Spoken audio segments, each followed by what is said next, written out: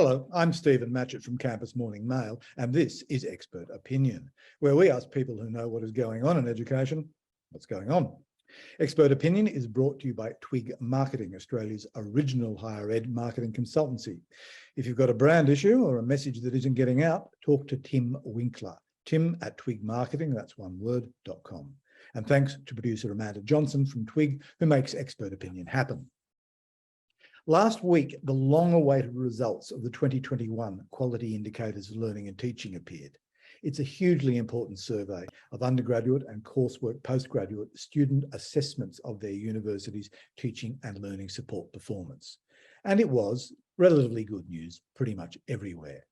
Overall scores show improvements across all attributes for just about all universities as they manage year 2 of lockdown better than the scramble to get classes online in March 2020. So what does it all mean?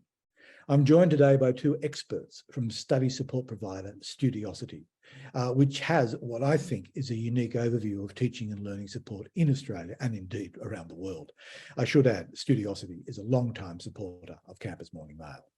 Sarah Crossing is Global Director for Student Experience and Social Responsibility at Studiosity. And Jack Goodman is Studiosity's founder and chair. He's been working on student engagement with learning support for 20 years. Thanks for sparing the time, both of you. I know how busy you are. Sarah, can I start by asking you for your overall take on this year's results? Any surprises that you can find? Thanks for that, Stephen. Look, in terms of surprises, I think we've had several. I think we've had enough surprises from the pandemic over the past few years. In terms of the uptick, I think universities have been doing a bit more and investing a bit more. And I think in terms of, in that regard, that is perhaps not a surprise. The question to me might be, is the uptick a real uptick, or have students' expectations changed? And I think some of the interest is in the detail. So yes, there's been upticks across the board. In other areas, it's been largely consistent. You can look at student support over the past 10 years, it's largely consistent. Yeah, the report points out that perhaps now there is a year of students who've known nothing other than Zoom, that their expectations are different. That's exactly right. And I think that's true of many of us, isn't it? But particularly the students. And you know, some of those consistencies and some of those upticks, they can and should be part of that positive narrative. Perhaps the more interesting part is where there is room for improvement. So on indicators like learning engagement, which is really the standout there for, it's remarkable compared to the other indicators for certainly not being as strong, and where there's room to improve. Well, on that, Jack, Studiosity works to support universities in all sorts of fields that are in the Quilt survey. What does your experience tell you about what the results mean for institutions? What are the challenges now? Well, it's a really interesting time, Stephen. I think Sarah's drawing attention to that fact that really I guess the first thing I'd say is every time anybody talks about the quilt data, and that includes all of us here today, but anything you read about it, there's always an I think, or my view is, or there's an interpretation, because we're looking at numbers and then we're creating stories about the numbers. So whether that's UA or a university or an academic or ourselves, we are just telling stories about the numbers. But like Sarah said, when we look at these numbers, we look at areas where things can be better, as well as where things are going reasonably well. And what we see is obviously the bottom really fell out of the quilt data in 2020 across the board, but even more severely in some institutions than others. And it has come back somewhat, but the place where we're most concerned, and this really hasn't changed going back to the very first years of quilt in 2012, is that learner engagement. And that when you look at those numbers, and they've stayed consistent, they were consistent right up before the pandemic to sort of low 60s or high 50s. And then during the pandemic, they've dropped down to 44% positive learner engagement in 2020 and only up to 49% in 2021.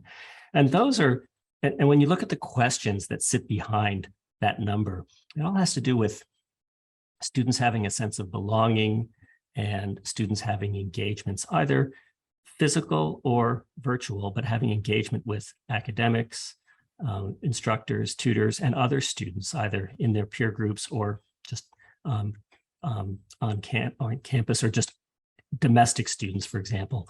And that's a place where we really see a lot of cause for concern or perhaps worry, because that sense of belonging that we talk about being so intrinsic to a successful student experience is clearly missing for, more than half of students. And even before the pandemic, it was, only slightly more than half that were feeling it. So that's something that we feel is an area that's needs a lot of attention. Is that a factor for domestic students? Is that a factor simply because over years, many of them now spend less time on campus, that they fit study in around jobs, and so that they don't belong to a campus community? Sarah, do you know? Yes, I think maybe perhaps at the heart of that question is, do we know where students are, and do we know where international students are? And that learner engagement can happen when you know how to engage with them. Universities are making some progress with international students in meeting them where they are, investing in their experience. I mean, in terms of, are they employed? Are they studying at night? What time zone are they studying in? But I would say fundamentally, there's also this conversation about how are we labeling where students are? Are they online and offline, or as the Quilt data says, are they internal or external? And does that matter when really mixed mode is the default? So should that just be the new standard for better supporting international students and all students? A student sitting in the quad at their university is still fundamentally online and engaging online. So in order to improve an engagement score, we really have to know how to engage the students. And I think that's something that is happening more. That's a really interesting point. I mean, one of the winners, as I understand it, from the last couple of years has been libraries. That students realise they really, really, really like the library because they can go there, it's comfortable, they can get a coffee maybe, and they can see their friends. I think that's really interesting. But with internationals, I don't know, I don't, whether the Quilt numbers can actually break down to the level of internationals who are in fact in home countries, who are getting up to do classes in the middle of the night. Is that data there? In terms of doing their classes in the middle of the night, in time zone, that's not in there. That's really on the universities and the ones who are getting to know their students and learning how to better serve their needs. That's where that activity is happening. Jack, you've got a worldwide, you serve a worldwide audience. Have you got any perspective on that? Yeah, we do. We work with, thanks, Stephen. We work with universities in the UK and Ireland and parts of the Middle East and parts of Asia and New Zealand as well. And it's a really interesting point. And look, this exact survey isn't given to those students, but there's a national student survey, for example, in the UK, which has been given for I don't know how many years, but a very long time as well, and has some real comparabilities with this. And so it's a little bit fraught trying to make international comparisons. But one of the places where I think, we just need to acknowledge we've taken a particular approach to education, higher education in Australia, is really a function of those Dawkins reforms that ended up delivering us, combined with, let's say, the Bradley Review, relatively small number, 40 very large public institutions with now, an average of 40,000 plus students. We've got 1.5 million students in these roughly 40 institutions, plus then the smaller ones and the private ones, but the vast majority is dominated by those 40. Not so much the case in many of these other countries. Like in the UK, the average size university has about 15,000 students.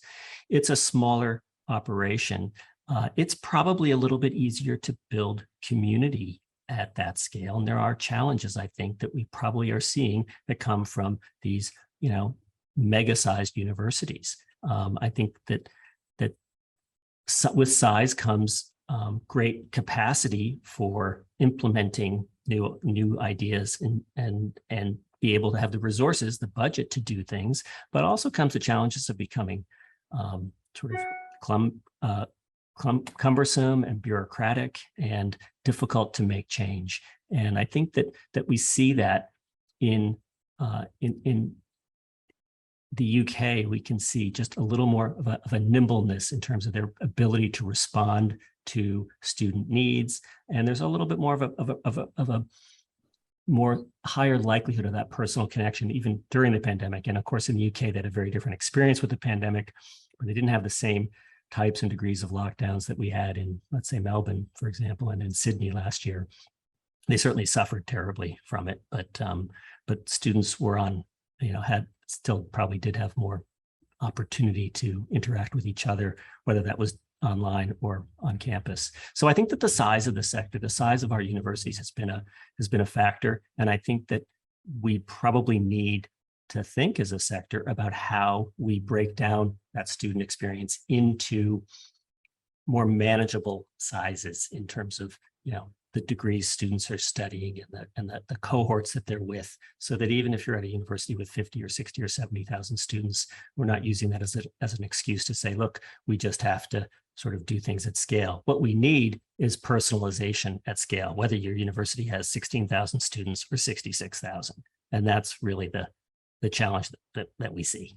That's quite a challenge. Yeah, it really is. So, I mean, on that point, you look at those learner engagement numbers right across the years. Would it be fair to say that there is a crisis in learner engagement? Go ahead, Sarah. That's a big question. I guess to follow on from what you were saying, Jack, this is the 10-year anniversary of the demand-driven system. And I think at that point, learner engagement really required a new strategy at that point a decade ago to accommodate a much more diverse cohort.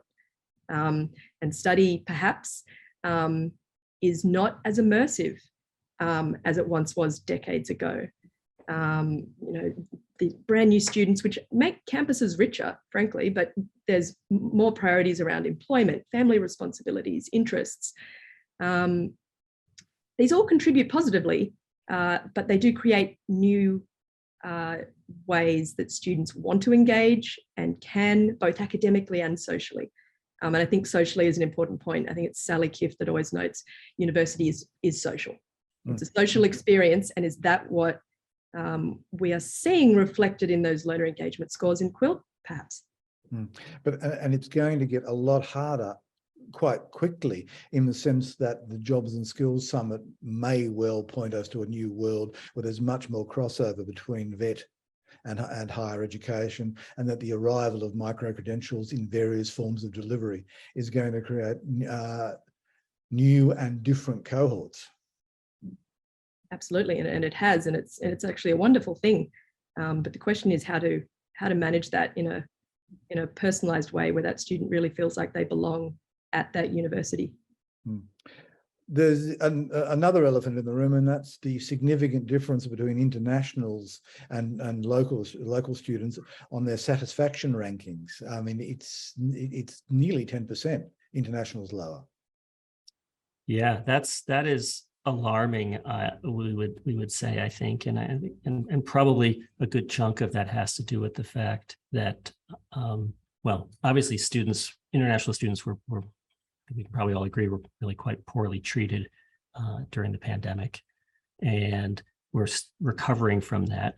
But let's also not forget that they're paying not just much higher fees, but they are actually paying them directly, as opposed to a domestic student who's getting a subsidized fee and also having that fee managed as part of a HECS help debt, which isn't really visible to them in terms of having to pay anything back until they're earning above a reasonable wage.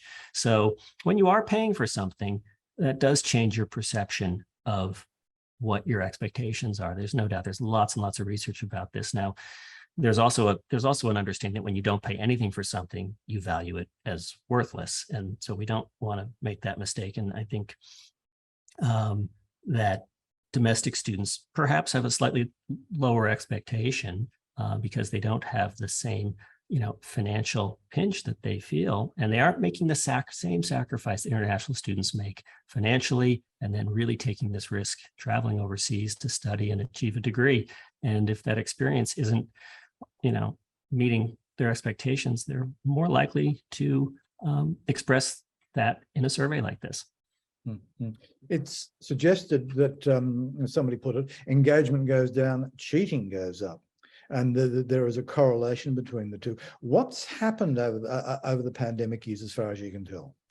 Well, that's a really interesting point, actually, Sarah. You've been looking at some of the TEXA activities recently, and you want to speak a little bit about that? Yes, absolutely. And it's not a new idea. And I'm thinking of the Tracy Bretag and Rowena Harper research, which happened several years before the pandemic. So it was really ahead of its time in drawing that correlation between, do students feel cared for and their consequential ethical or non-ethical decisions. If you don't care for me, do I care about you? Or that was Julia Christensen Hughes at Yorkville University in Canada that said, students who feel cheated cheat. And it's a reason. I think it's a reason behind this problem that we have at the moment, but certainly one worth looking at, because it is right there at the top, where a lot of these decisions start. And certainly in that preventative category, not only looking at the punitive. Yeah, it's a really important point, I think, and I'm glad that you brought it up, Stephen, because academic integrity is a huge issue right now, and you've been informing readers about what Texas has been doing. Our academic integrity legislation was passed just before the start of the pandemic at the end of 2019, and just earlier this year, Texas produced a confidential list of something like 2,300 cheating websites that had been identified, and that they basically gave them to every university and said, you should block all of these from your networks. So 2,300 websites that are contract cheating websites. And then just a couple of weeks ago, or maybe even last week, Texas announced that they had actually, using the legislation, blocked 40 of those sites that were the highest traffic sites. And that's a great start, but 40 out of 2,300 or so is a tiny fraction. And as we know, these websites don't just pop up because, out of the blue, or just like mushrooms in the dark. They pop up because there's demand for them. And there's demand, as Sarah says, as we know from that research by Tracy Bretag and Rowena Harper, we know that feeling like the institution isn't supportive of you, or you don't have that sense of belonging, is one of the 3 leading factors for students making a poor decision like this. The other 2, just so you know, I believe are seeing that feeling like there are many opportunities to cheat. And obviously, if you're feeling disengaged, you're studying remotely and there aren't a lot of personal connections, that would certainly be the perception. And also, if you're from a non-English speaking background, is another risk factor. So we've got 500,000 international students studying in Australia, many of them from non-English speaking backgrounds. That's the third significant risk factor. It's a discussion for another time, but there are cultural differences also among international students also account for, I think, for some very interesting research happening out of CQU, from memory on that. There's another, my room is being populated by elephants, but there's another one there, and that's just as how significant teaching is to particularly major resource-rich universities. And as someone put it to me, is there an institutional friction between teaching and the research rankings? Either of you. It looks to be the case that there is a correlation between being perhaps primarily research focused when you look at these rankings and a consequential impact on student satisfaction.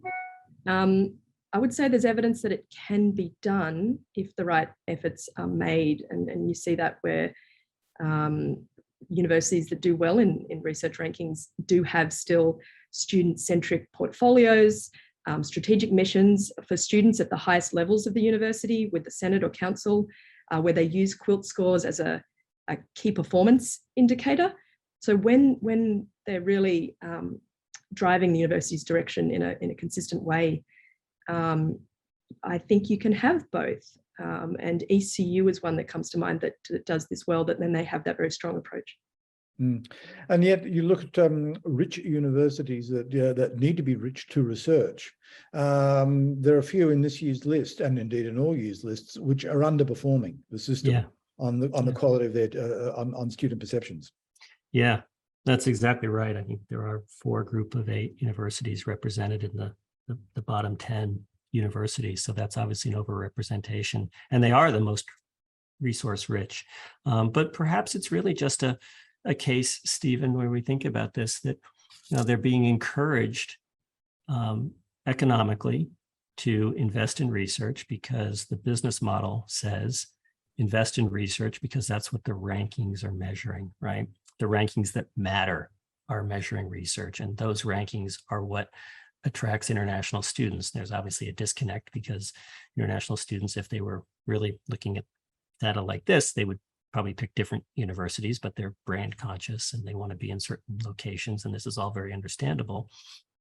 But when the incentives are structured this way, and the international students, for example, are an essential part of funding that research, you end up with a circular economy that pours more money into the research, which fuels the rankings, but really potentially underweights investment in that student experience and the teaching and learning side. And institutions have this, they've got this, all of our universities have that dual mission, right? They're all research institutions and they're all teaching and learning institutions. And it's a challenge to do 2 things well. I don't know about you, but I don't multitask all that well.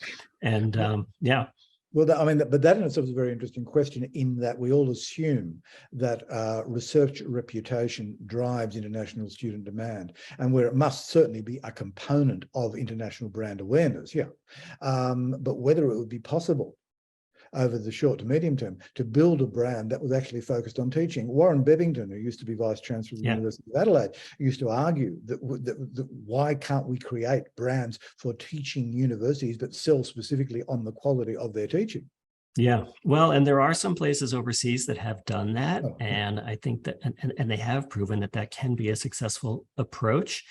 You'd have to be a bit of a renegade to do that in Australia right now, but I think that there's probably room for that kind of an approach. And what you can really see is that everyone is largely sort of grouping together in terms of their approach certainly amongst the public universities. And that is the one place we haven't really discussed, but there is quite a big difference when you look at the student satisfaction with the publics versus the new HEPs, and there's and that is quite stunning. Now, not all new HEPs are performing well, but the ones that are, and clearly outperforming, and in fact, the 2 highest performing universities are also private universities here too, and that is something that's not a coincidence. We would say it's my favorite example of that is there is a jazz college.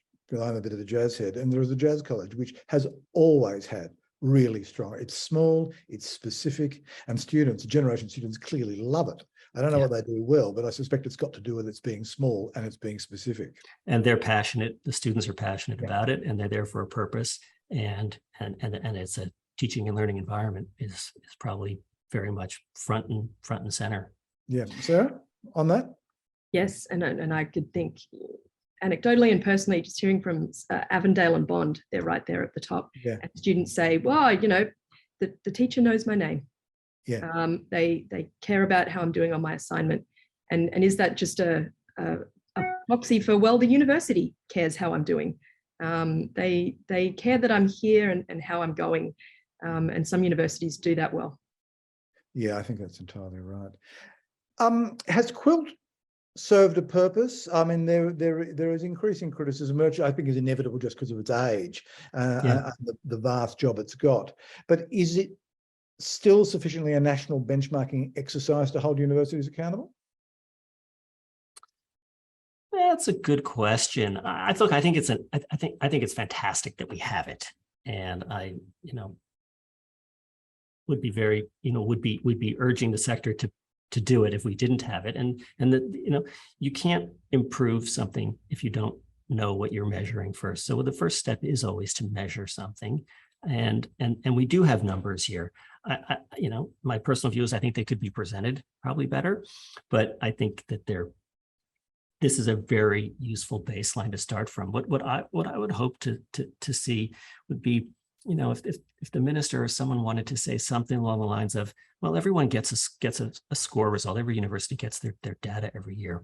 We'd love to see, as public universities, we'd love to see a summary, of 1 or a 2-page response plan from each university about what they are doing to try and improve places where there's room for improvement based on the previous year or the previous several years quilt data.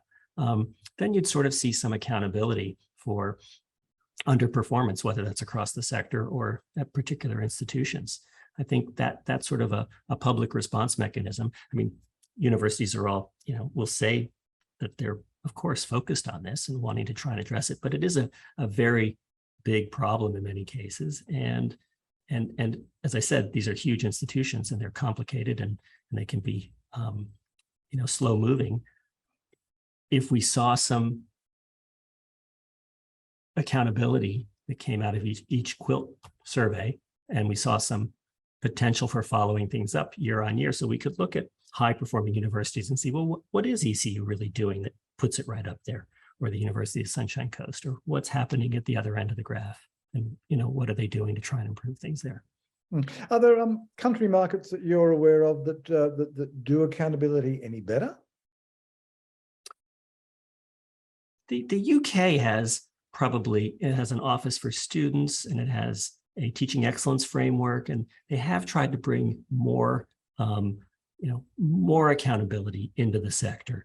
Whether that's been successful, I'm probably not the best person to say, but I do feel like they have invested a lot in trying to put the students first, from the perspective of the education ministry and the bureaucracy that sits there. And and I think the universities have responded to that. I know when the teaching excellence framework came out and they ranked every university gold, silver, or bronze, that was a surprise when some well-known universities didn't end up with a gold for teaching excellence. Yeah. Is there anything that, one last question, because I know you've got to go, but is there any question or category of questions Quilt doesn't ask that it should? I don't know about that. Sarah, maybe you have some thoughts about that. But one thing that I would, I've always been a little frustrated by Quilt is that I feel like just when they present their data, if you look at the graphs that they present, they'll oftentimes show the data on a scale from 0 to 100%. And what that does is it really doesn't allow us to really sort of see the fact that there's a 30% difference between the lowest performing institution on that graph and the highest performing. It does sort of give the impression that everyone's roughly in the middle. I feel like now, of course, statistics and lies, or damn lies, whatever the expression is.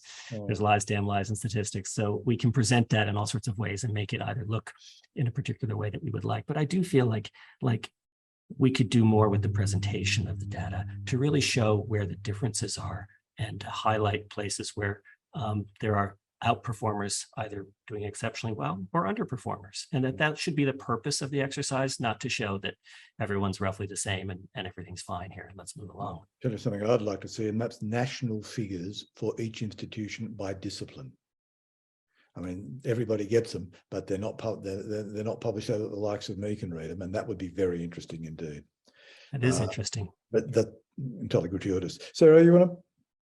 I would say probably more discussion needs to happen around the mode of learning and whether that's serving the purpose it should. And I think that's a conversation that the SRC is probably aware of. And I think there's an opportunity there for such an enormous large-scale survey to capture some more of that student voice. And it has been around for this long. What can we learn through all these surveys, as well as creating this really huge benchmark? How can students have a little bit more input into the survey itself? I think that could be quite interesting. And to be fair, the Social Research Centre has been upfront by saying that unis can take advantage of the Quilt survey. They can have their own questions in there and they can use it in better ways. I think it's Lisa Bolton that's been an advocate of that. So it can be used. I guess it's the question of how is it going to be used, and what reactions will come out of this year's data. And should it continue into the future?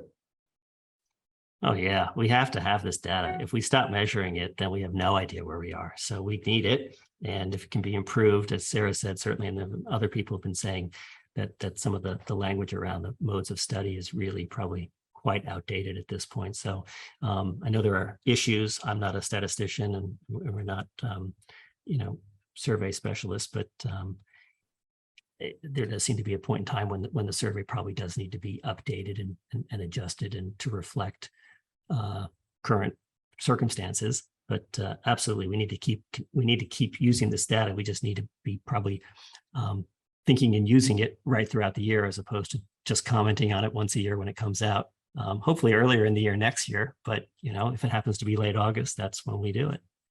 Sarah, anything on that? No, I think that wraps it up well. I think it should be a set of indicators for action. Yeah. And that is a great way to wrap this. We have now covered the quilt, as it were. Jack Goodman, Sarah Crossing from Studiosity, thank you for sparing the time. I hope you come back and talk to us. This is Stephen Matchett from Expert Opinion at Campus Morning Mail, and we're out. Thank you all.